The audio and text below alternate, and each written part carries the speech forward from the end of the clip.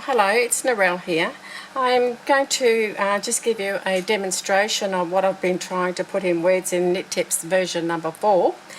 You can see that I've just cut myself out a little sample here. It's not a full garment, but I just want to be able to show you the particular areas that we're working on in this particular version, which is how to sew a seam in a stretch garment.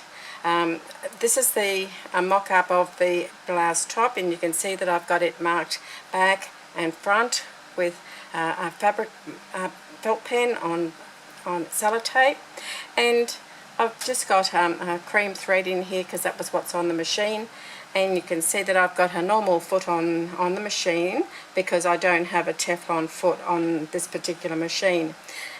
You'll see that when I'm stitching it, it doesn't really matter on this particular fabric that it's not Teflon. Some fabrics, they handle better than others. And you can see that I've got the 3 pins across the shoulder seam here, and the pins are with the heads poking out off the edge of the fabric so that you can just easily remove them. You'll see that they're going up and down so that if you... I mean, you shouldn't really do this, but if you do happen to run over a pin, it's not going to do any damage. So I'm going to put it onto the machine. And we're going to do a 6mm seam allowance, which is just basically the width of your foot if you've got a standard foot on your machine. I'm going to start off by doing a couple of little anchor stitches. So we'll go forward. Just hold your thread when you're first starting off, and then just go back 1 or 2 stitches, and then remove your pin. And then when you start, just go far enough so that you can hold the fabric with your other hand at the back of the presser foot, and then you're just going to stretch it ever so gently.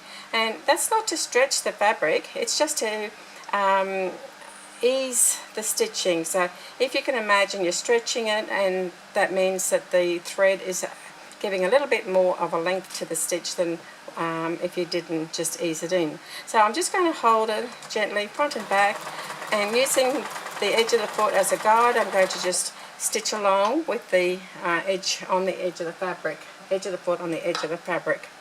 So that's an easy way of just doing your seam allowance, holding it front and back again.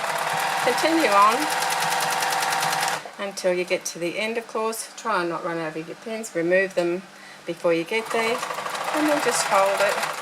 And when you get to the end, just a couple of back stitches.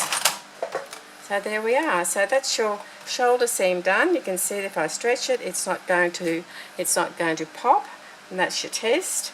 And seam allowance on knits, because they're so narrow, they get pressed in one direction. So for your top, you're going to press it towards the back, take it to the iron and press it down, and then press it on the other side, and that's all you'll need to do. And when you put your finish on your neck and your sleeve, that will hold the seam allowance in the direction where it should be, so it's nice and flat. So there we are. That's all it is to sewing a seam on knit fabric. It's quite easy to do, but if you have any questions, certainly send me a post, and don't forget to tag me so I can see it. Okay, good luck.